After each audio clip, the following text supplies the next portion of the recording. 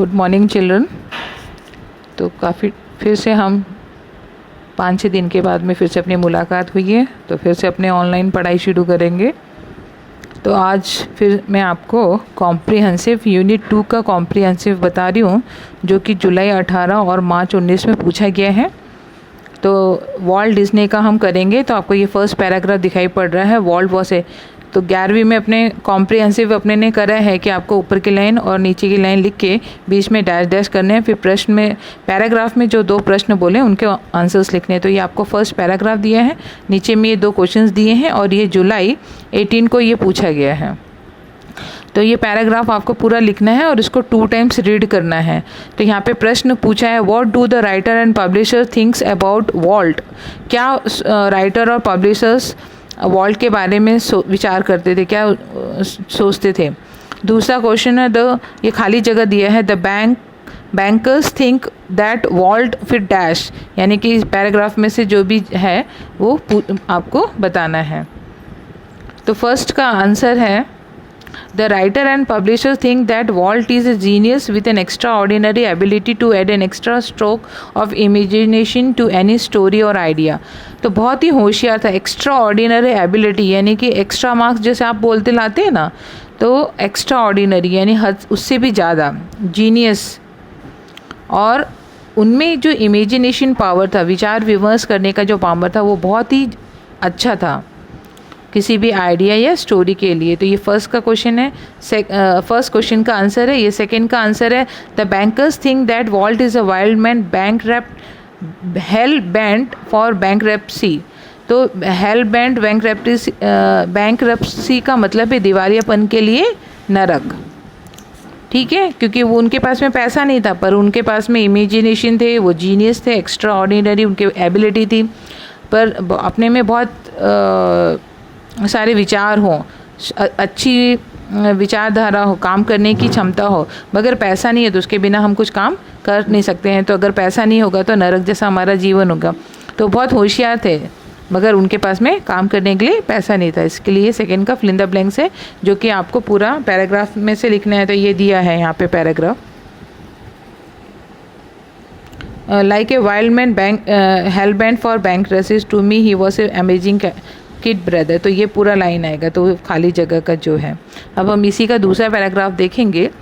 As far back as I remember, Walt was drawing the first money he ever made for a nickel for a sketch of neighbor's house। तो ये पूरा paragraph है, यहाँ से लेकर flop तक ये पूरा पैराग्राफ है। आपको ऊपर की लाइन और लास्ट की लाइन लग के बीच में डैश करना, ये आपको बता दिया है।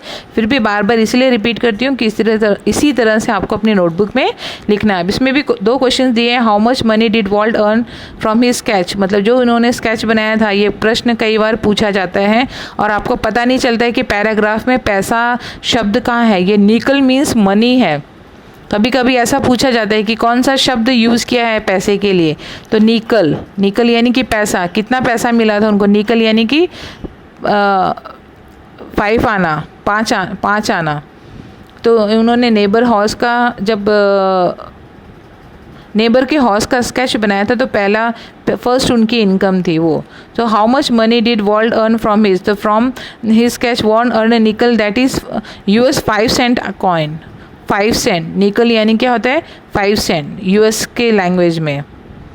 तो इतना पैसा उन्होंने कमाया था वो स्केच के। ये प्रश्न पहले का है, where did Walt started animated cartoon film. तो यहाँ पे दिया है animated cartoon company in Kansas City that flopped.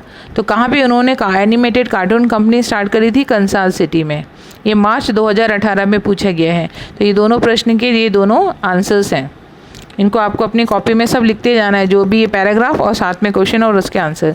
तीसरा पैराग्राफ देखेंगे, the apple orchard and weeping willow stands green and beautiful at our old farm. तो यहाँ से पैराग्राफ है और लास्ट तक ही blow his whistle 1 long and 2 short just for us. तो ये पूरा पैराग्राफ है, इसको भी आपको लिखना है जिस तरह से मैंने आपको बताया। इसके नीचे 2 क्वेश्चंस दिए हैं, ये मार्च 2019 में पूछा गया है। तो where did Walt sketch his first animal. तो कहाँ पे उन्होंने अपना स्केच किया था, where did Walt sketch his first animal, अपने पहले एनिमल की चित्र उन्होंने कहाँ बनाया था, स्केच कहाँ पे बनाया था। दूसरा प्रश्न है फॉर हुम would uncle mic blow his whistle, uncle किसके लिए ब्लो विसल बजाते थे। तो पहले प्रश्न का उत्तर देखेंगे, Walt sketch his first animal in the apple orchard and weeping willows at the old farm, old farm में जहाँ पे उनका पाइन एप्पल का बगीचा था जो कि बहुत पुराना था, तो वहाँ पे वो जानवरों के स्केच बनाते थे। दूसरा है uncle Mike would blow his whistle one long and two short for Walt and his brother, तो एक लंबी और दो छोटी विसल बजाते थे वॉल्ट के लिए और उनके भाई के लिए। तो इतना आज आपको पूरा ये तीनों कॉम्प्रिहेंसिव लिखने हैं। उस ऊपर में हेडिंग डालेंगे कॉम्प्रिहेंसिव, ये क्या है, कॉम्प्रिहेंसिव है यूनिट 2 का। ये क्या है, कॉम्प्रिहेंसन, मेन टेक्स्ट कॉम्प्रिहेंसन, ये आप हेडिंग डालेंगे तो ये आपका 10 मार्क्स का आता है, यानी दो एक पैराग्राफ में 2 क्वेश्चन होते हैं, इस तरह से 10 मार्क्स का आता है। सेक्शन बी में क्वेश्चन 18 से 27। अभी तो मैं आपको कॉम्प्रिहेंसिव चैप्टर वाइज करवा रही हूँ, जो चैप्टर रीडिंग करवाऊंगी उसके जितने भी कॉम्प्रिहेंसिव इंपॉर्टेंट है वो आपको करवाएंगे। तो ये आपका सेक्शन बी में ये 10 मार्क्स का आता है। तो इस तरह से आज आपको अपना हेडिंग डालना है, आज की डेट डालनी है और ये तीनों पैराग्राफ लिखने हैं। तो आज के लिए इतना ही, फिर अपने कल करेंगे। बाय।